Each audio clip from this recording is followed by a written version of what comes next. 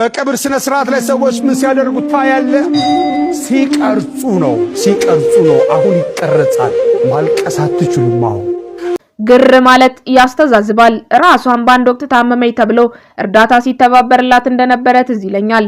በቃ ከዚህ በፊት ታሞ የነበረ የሙያ ጓደኛዋ ሞተ ሲባል የቅርቡ ወደ ሆነ ሰው ደወለች። ስላማማቱ አዋራችው። መርዶን ከሌሎች ቀድማ ለተከታታዮቿ አሳወቀች። ማዘኗን ገለጸች። ራሷም ሆነች ማናችንም ተከታይ እንደሆነችና እንደሆነን ስለምታውቅ ቀድሞ ለተለየን ሰው አዝና እንባም ፈንጥቃ ዜናውን አስተዛዝና ተናገረች። በቃ ምንድነው ሌላ ወሬ የሚያስፈልገው? ይሄ በሆነውም ባልሆነውም እንዲህ ጊንጥ መሆን የመረጥነው ግን ለምንድነው? በቃ ደንግጣ ደወለች። የተቻላትን ጥንቃቄ አድርጋ ዜናውን በቀጥታ አስተላለፈች። ከገንዘብ ጋር የምናገናኘው ለምንድነው? በዩቲዩብስ ላይ የሆነ ዜና ተለቀቀና ለመሆኑ ስንት ብር ነው የሚገኝበት? ያለፈውን ሰው ማሰብና ማስተዛዘን ትተን ካዘነው በላይ አዛኝ ሆነን ቋሚውን ለመክሰስ ይሄንን ያህል ችኮላው ምንድነው? በቃ ሟቹን ነፍሱን ይማር። ወጣት ነበር፣ ያለ ጊዜው ተቀጨ። ለማናችንም አይቀርም፣ አለቀ ደቀቀ። ሟችን አፈርሳና ለብስ በቋሚው ላይ የነገር ቀስት ለማዝነብ ያለን ጭካኔ ይገርማል። በሷ ላይ ጣት እንጠነቁላለን እንጂ ሁላችንም ያው ነን። አመድ በዱቄት ይስቃል ነው። ሁላችንም ብንፈተሽ አስመሳይነትና ወሽካታነት አለብን። ሁላችንም ሂፖክራይት ነን። ይልቅስ ቢያንስ የሆነ የምንወደው ሰው በሞት ሲለይ አጋጣሚውን በቋሚዎች መሃል ይቅር ለመባባልና ለመተዛዘን ነገ የራሳችን ተመሳሳይ ጣፋንታን ለማሰብና ለመተዛዘን ብንጠቀምበት ጥሩ ነበር። እኛ አበሾች በቋሚውም በሟቹም በሁሉም ነገር ተባሉና ተናከሱ ያለን ምን አይነት እርግማን እንዳለብን አላውቅም። ሰው በሞት ሲለይ ደመኛ እንኳን እንዲሸኝ የሰላም አፍታ ይሰጠዋል። ገና ሰው ከመሞቱ ካዘነው በላይ አዛኝ ሆኖ የሰውን ነፍስ ለማሳቀል ግር ማለት ያስተዛዝባል፣ ነውርም ነው። ቢያንስ በሐዘን ብስጭት ውስጥ ያለ ሰው ስሜታዊ ሆኖ ለገንዘብ ሲባል ተጠየቅኩኝ ብሎ በንዴት ቢገነፍል ሌላው ስሜት አቀዝቅዞ በሟች ሐዘን ላይ አተኩሮ ጽሞናን ማንገስ ወግ ነበር እንጂ እንዴት ሁሉም እየተቀባበለ ሆይ ሆይ አጫሪ አሟሟቂ ነገር አቀጣጣይ ብቻ ይሆናል? መጥኔ ነው። አረ የልጁ አካል ይረፍበት እና በቅጡ ሐዘኑ ይታሰብለት። ነገረኞች ምን አለ ቢያስችላችሁና አረፍ ብትሉ። ዩቲዩብ እንዲህ ገንዘብ ካሳፈሰ ለምን ሁላችንስ አንገባበትም? ወሬ ያለብን በጣም ውይ ሀበሻስ አፍ አይጨምርህ። አበስኩ ገበርኩ። ነፍስ ይማር ለሱ ከዚህ ጣጠኛ ዓለም ለተገላገለው። ሰላም። ይህ የመከራከሪያ ሐሳብ ያሳፋ ይሉ ነው። በነጻነት ወርቅነህ እረፍት ማግስት በገነት ንጋቱ ላይ የተነሳው አቧራን ሊያሰክን ሲኳትን የታየበት ነው። የሙልጌታ ጀዋሬ የልጆች እናት ገነት ንጋቱ ደግሞ ብዙ በነጻነት እረፍት አማይንታ ወደ ዩቲዩብ ሽቀለዋ ተጣደፈች ተብላ የትችት ማት ከወረደባት በኋላ ባወጣችው ይፋዊ መግለጫ መላው የኢትዮጵያን ሕዝብና አድናቂዎቿን ይቅርታ ጠይቃለች። በቪዲዮ ላይ ከሌላው ቀልደኛ ደረጃ ኃይሌ ጋር ያደረገችውን የስልክ ምልልስ ማካተቷ ሕዝቡን ቅር እንዳሰኘ እንደተረዳችና የህዝቡም ቅሬታ ተገቢ መሆኑን አምና ተቀብላለች።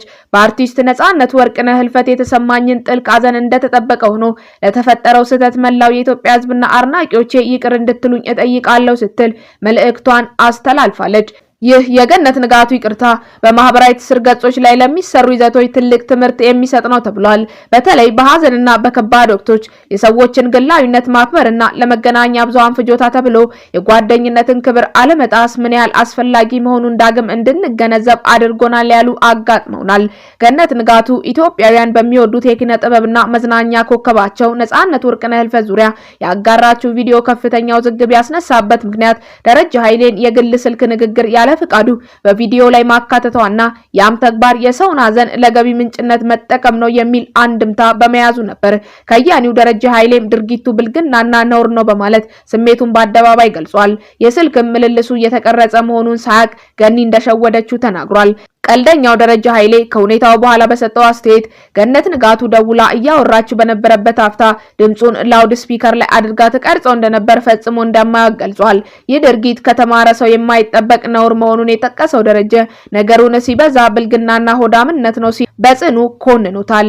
እንደ ቀድሞ ወዳጅነታችን አብራኝ ልታዝንና ሐዘኗን ልትገልጽ የደወለች መስሎኝ ነበር ያለው አርቲስት ደረጃ ጉዳይ ግን እሱን ሳያማክር ለዩቲዩብ ቪዲዮ ቀረጻና ለገንዘብ መስሪያ መዋሉ እጅግ እንዳሳዘነውና እንዳስቆጣውም አልሸሸገም።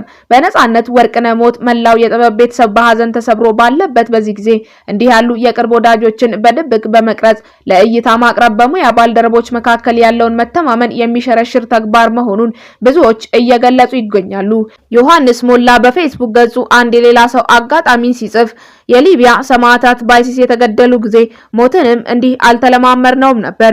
ደግሞ ሁኔታው ለማሰብም ከባድ ነበርና ሰው ሁሉ ደንግጧል። አቶ ጆሲ ገብሬ በማግስቱ ካሜራ ወድሮ እጅ ያስታጠበ ለሁለት ልጆች እናት ብር አስታቅፎ ፎቶ አነሳስቶ ፕሮፋይል ከቨር አድርጎ ጠብቁን ሲል እንዴት ቀፎኝ እንደነበር ያኔ የሱ ደጋፊ አድናቆት የሚያዘንብ ነበርና ግፊያ ነበረው። ካልተሳሳትኩ በወቅቱ ተጫዋቹን ፕሮግራሙ ታጥፎ አልተላለፈም ነበር። በወቅቱ የለጠፈው ላይ አስተያየት ጻፍክ ብሎ ነበር ብሎክ ያደረገኝ። በብዙ ድርብርብ አሳፋሪ ነገሮች የተነሳ እንኳን ብሎክ አደረገኝ ብዬ ሊደብረኝ በምን ቀን ነው በአካል የተዋወቅኩት አልኩኝ። በጣም ነበር ያዘንኩበት። እኛ ወሬውን ሰምተን እግራችን አፋችን ሲተሳሰር እሱ ስፖንሰር ሲያፈላልግ ነበር ብሎ አምኖ መቀበሉ መንፈቅ ወስዶብኝ ነበር አልኩኝም። ይሄ ሰውዬ ምንም ነገር የማድረግ አቅም አለው፣ ኖሮትም አየን። ኢትዮጵያዊነት መልካምነት ይልልኛል። ከዚያ አሁን በምን ትዝ አለኝ ገነት ንጋቱ አቅሙን ከየት አገኘችው ብዬ እንደው ለሷ ነውር ስንት ሰዓት ተብሰለሰልኩ አበስኩ ገበርኩ ብሏል። ዛሬ እሁድ በቅድስት ስላሴ ካቴድራል ሊፈጸም ቀጠሮ የተያዘለት የነጻነት ወርቅነህ የቀብር ስነ ስርዓት ለዩቲዩብ እና ለቲክቶክ እይታ ሲሉ የሰዎች ሀዘን የሚሸቅጡ አካላት ላይ ባነጣጠረ የህዝብ ቁጣ ታጅቧል። በሀዘን የተሰበሩ የቅርብ ወዳጅና ቤተሰቦችን ስሜት ሳይረዱ ለካሜራ እይታና ለገቢ ማግኛ ብቻ በማሰብ የሚያደርጉት አላግባብ ቀረጻና ቃለ መጠይቅ የብዙዎችን ትዕግስት አስጨርሷል። ይህንን ተከትሎ በተለያዩ የማህበራዊ ሚዲያ መድረኮች የሚገኙ በርካታ ኢትዮጵያውያን የቀብር ስነ ስርዓቱ ክብር ያለውና የሟች ቤተሰብ በሰላም የሚያዝንበት ሊሆን ይገባል በሚል ጠንካራ አቋም ወስደዋል። የሰውን ሀዘን ወደ ገበያነት ከሚቀይሩ ዩቲዩበሮችና ቲክቶከሮች የቀብር ቦታው ንጹህ እንዲሆን ህዝቡ በጋራ ድምጹን በማሰማት ላይ ይገኛል። እባካችሁ የሀዘን ክብር ይኑራችሁ የሚሉ መልእክቶች የሶሻል ሚዲያውን አጥለቅልቀውታል። ከቤተሰብ ወይንም ከቀብር አስተባባሪዎች ፍቃድ ውጭ የሚደረግ ማንኛውም አይነት ቀረጻ እንዲቆም ጥሪ እየቀረበ ነው። ይህ የህዝብ ጥሪ ለሁሉም የማህበራዊ ሚዲያ ተዋናያን ግልጽ ማስጠንቀቂያ ነው። የነጻነትን ቀብር በሰላምና በክብር እንዲፈጸም ሁሉም ዜጋ የበኩሉን ድርሻ እንዲወጣ፣ የሀዘን ክብርን የማይጠብቁትን ደግሞ በቦታው ላይ በመከላከል የሟቹንና የቤተሰቡን ክብር እንዲያስጠብቅ አደራ እየተባለ ነው። ከነጻነት ወርቅነህ እረፍት በኋላ በነጻነት ከተወሩ ነገሮች ሌላኛው ኢቢኤስ ቴሌቪዥን የቤተሰብ ጨዋታ የተባለውን ዝግጅት ይዘጋ የሚለው ይገኝበታል። በማህበራዊ ትችቶቿ የምትታወቀው ጽዮን ታምራት ጉዳዩን አስመልክታ ስትጽፍ ትዝ ይላችኋል፣ ነጽ የቤተሰብ ጨዋታን ትቶ በምትኩ እሸቱ መለሰ ተተክቶ ሲሰራ አብዛኛው የኢቢኤስ ተመልካች የቤተሰብ ጨዋታ ማየት አቁሟል። ከነጻነት አቀራረብ ጋር መወዳደር ለማንም አልተቻለም። ፕሮግራሙ ያለሱ አይሆንም። ለዚህም ነው ተመልሶ መጥቶ ዝግጅቱን ያስቀጠለው። አሁንም ያለሱ አይሆንም። የቤተሰብ ጨዋታን ከነፂ ጋር ሄዷል ብላለች። እነሆ ላፍታ ከሰሞንኛው በሟቹ ሞት ሰበብ ከተፈጠረው ውዝግብ ገለል ብለን ነጻነት ወርቅነህ ይባል የነበረው ጎልማሳ ማንነትን ፍለጋ አሰሳችንን እንቀጥል። ይሄኔ እዝራ እጅጉ ነጻነት ወርቅነህ እምሩ ከ1974 እስከ 2018 በሚል ርዕስ ሐምሌ ወር ላይ 2017 ነጻነት ለተወዳጅ ሚዲያ ደወለ። እዝራ ታሪካችን እኮ መሰነድ አለበት፣ እኔም መረጃ ልካለሁ አለኝ ከሚሰኝ ማስታወሻ ጋር ቀጣዩን ታሪክ አስነብቦናል። የኪነ ጥበብ ባለሙያ ነጻነት ወርቅነህ እምሩ የካቲት 10 ቀን 1974 ዓመተ ምህረት ከአባቱ ከአቶ ወርቅነህ እምሩና ከእናቱ ከወይዘሮ ምናለ ሸዋ ይፍሩ በአዲስ አበባ ከተማ በፖሊስ ሆስፒታል ተወለደ። ለቤተሰቡ አራተኛ ልጅ ሲሆን 3 ወንድሞችና 1 እህት በነበረው ቤተሰብ ውስጥ በኡራኤል ሰፈር እንዳደገ ይነገራል። የመጀመሪያ ደረጃ ትምህርቱን በአስፋ ወሰን የመጀመሪያ ደረጃ ትምህርት ቤት የተማረ ሲሆን እስከ 7ኛ ክፍል ባለው የልጅነትና የትምህርት ቤት ቆይታው ለኪነ ጥበብ የተለየ ፍቅር አልነበረውም። የ8ኛ ክፍል ተማሪ ያለ የጉሊቷ እናቴ በሚል ቲያትር ላይ የሴት ገጸ ባህሪ ይዞ መተወኑ ይነገራል። የሁለተኛ ደረጃ ትምህርቱን ምስራቅ አጠቃላይ ሁለተኛ ደረጃ ትምህርት ቤት ተከታትሏል። የ16 ዓመት ልጅ ሳለ ከኡራኤል መርካቶ ድረስ በእግሩ እየተመላለሰ ዩኒቲ የቲያትር ክበብን እንደተቀላቀለ ቲያትርን መስራት መጀመሩ ይነገራል። የዩኒቲ ክለብ መፍረስ ቀጣዩን የነጻነት መዳረሻ የሩሲያ ባህል ማዕከል ወይንም ፑሽኪን አዳራሽ እንዲሆን አደረገው። በፑሽኪን ቆይታውም በግጥሞች በወጎች መሃል የሚተላለፉ የተመልካችን ቀልብ የሚይዙ የ30 ደቂቃ ድራማዎችን ሰርቷል። በፑሽኪን ቆይታው ፍሬሽማን የሚለውን ድርሰቱን በ40 ደቂቃ የሚያልቅ ድራማ አድርጎ ሰርቶት ነበር። በኋላም ቲያትሩን አሻሽሎ ከአዳነች ወልደ ገብርኤል ጋር መስራቱ አይዘነጋም። ነጻነት በአንድ በኩል ፍሬሽማንን ፑሽኪን እያሳየ የመጨረሻ ኃጢአት የሚል የቀበሌ አዳራሽ ውስጥ የተሰራ ቲያትርም አሳይቷል።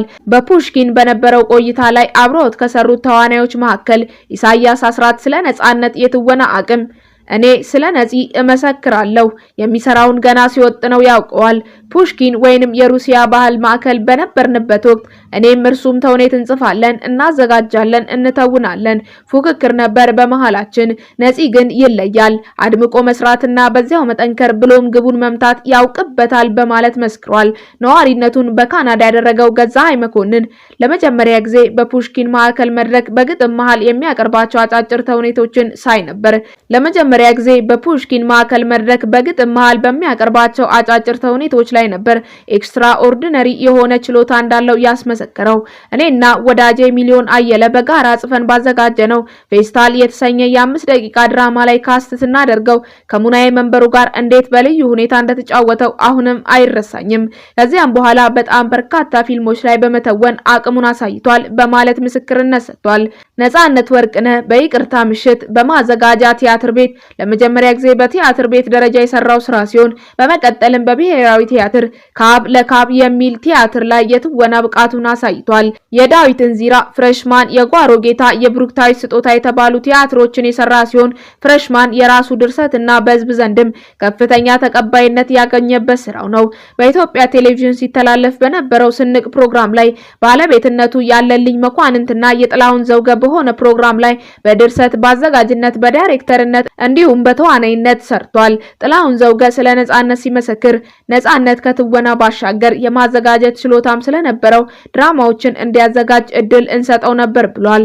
በአዲስ አበባ ከተማ መስተዳድር ቴሌቪዥን በሚተላለፈው መስኮት በተሰኘ የ5 ደቂቃ ድራማ ላይ በበርካታ ድርሰቶች የነፃነት አሻራን ማግኘት ይቻላል። በሬዲዮ ድራማዎቹ ላይ በድርሰት በኢትዮጵያ ሬዲዮ እንዲሁም በኤፍኤም 97.1 ተሳትፏል። የመጀመሪያ ፊልሙ የማይደረስበት የሚለው ሲሆን ኪሳራ ላይ የጣለው ፊልም ነው። ከዚያ በኋላ FBI 1 2 3 ያንቺው ሌባ 1 እና 2 ሚስተር ኤክስ ባለቀለም ህልሞች ስለማይዘነጋው ለታ እድል 20 የተሰኙ ፊልሞችን ሰርቷል። የFBI 1 2 3 ፊልም ደራሲ ራሱ ነፃነት ወርቅነህ ነው። ነፃነት ወርቅነህ በባለቀለም ህልሞች ላይ በዳይሬክቲንግ እንዲሁም በሚስተር ኤክስ ፊልም ላይ በድርሰት ተሳትፏል። በህዝብ ዘንድ በባለቀለም ህልሞች፣ በአንቺው ሌባ እንዲሁም በFBI ፊልሞች የተለየ አድናቆትና ተወዳጅነትን ሊያገኝ ችሏል። ነፃነት ደራሲ፣ ተዋናይ፣ ዳይሬክተር ብቻ አልነበረም፣ ጎበዝ የቴሌቪዥን ፕሮግራም አቅራቢም ጭምር እንጂ። በተለይ በኢቢኤስ ቴሌቪዥን በሚተላለፈው የቤተሰብ ጨዋታ የፕሮግራሙ አዳዲስ ቃና እየጨመረ ለዓመታት ፕሮግራሙ በህዝብ ልብ ውስጥ እንደተወደደ እንዲሁም ሳይሰለች እንዲታይ አስችሎታል። ከቴሌቪዥን ፕሮግራም አቅራቢነቱ በተጨማሪ የተለያዩ ማስታወቂያዎችን እንዲሁም መድረኮች መልእክታቸውን ሳያጡ በሳቅ እንደታጀቡ አድርጎ ማቅረብ ላይም የሚደርስበት የለም። በአጠቃላይ ነፃነት የዘርፈ ብዙ ሙያ ባለቤት ነበር ማለት ያስችላል። ነፃነት ወርቅነህ ሌሎች ሲደሰቱ ከማንም በላይ ይደሰታል። በበርካታ ችግሮች ቢያልፍም ሳቅ ከምንም በላይ መድኃኒት ነው በሚለው አስተሳሰቡ ለዓመታት ዘልቋል። አብረውት ለሚሰሩ የኪነ ጥበብ ባለሙያዎች ልዩ ክብር ያለው ነፃነት ለሰዎች በመድረስ የሚያምን በሰዎች የደስታና የሐዘን ጊዜም ቀድሞ የሚገኝ መሆኑን የቅርቦቹ ይመሰክራሉ። ነፃነት ወርቅነህ ንጹህ ዘር በላይ ከተሰኘች ሚስቱ ጋር ትዳር መስርቷል። የ3 ልጆች አባት ነው። ልጆቹም የ18፣ የ15 እና የ9 ዓመት ዕድሜ ያላቸው። የመጀመሪያ ልጁ ኦራገን ስቴት ዩኒቨርሲቲ ነፃ የትምህርት ዕድል አግኝቶ እየተማረ እንደሆነ፣ ሁለተኛ ልጁ የሁለተኛ ደረጃ ትምህርት ቤት መከታተል እንደጀመረች እንዲሁም የመጨረሻዋ ለፒያኖ ፍቅር እንዳላት ከወራት በፊት ገልጾ ነበር። ነፃነት ወርቅነህ አርብ ጥር 8 2018 ዓ.ም በተወለደ 44ኛ ዓመቱ ሊይዝ 30 ቀናት ሲቀረው ከዚህ ዓለም ድካም አርፏል። በዓሉ ግርማ በኦሮማይ ከሞትኩ 2 ነገር ብቻ ያሰጋሃል ይለናል። መንግስተ ሰማያት ትገባለህ ወይንም ገሃነም ትወርዳለህ። እንዲህ ያለ ነገር ካለ ማለቴ ነው እያለ ይቀጥላል። መንግስተ ሰማያት ከገባህ ምንም የሚያሰጋ ነገር የለም። ገሃነም ከወረድክ የሚያሰጋ ነገር የለም። ከጓደኞች ጋር እጅ ለእጅ ስትጨባበት ለስጋት ጊዜ አይኖርህም በማለት ጨዋታውን ይደመድማል። እኛም በነፃነት ኑሮ በነፃነት ላረፈው ነፃነት ወርቅነህ ቢገኝ ገነትን ቢታጣ ጓደኞቹ የማይተጡበትን ቦታ እንዲገኝ ተመኝተን ተሰናብተናል። ነፍስ ይማር።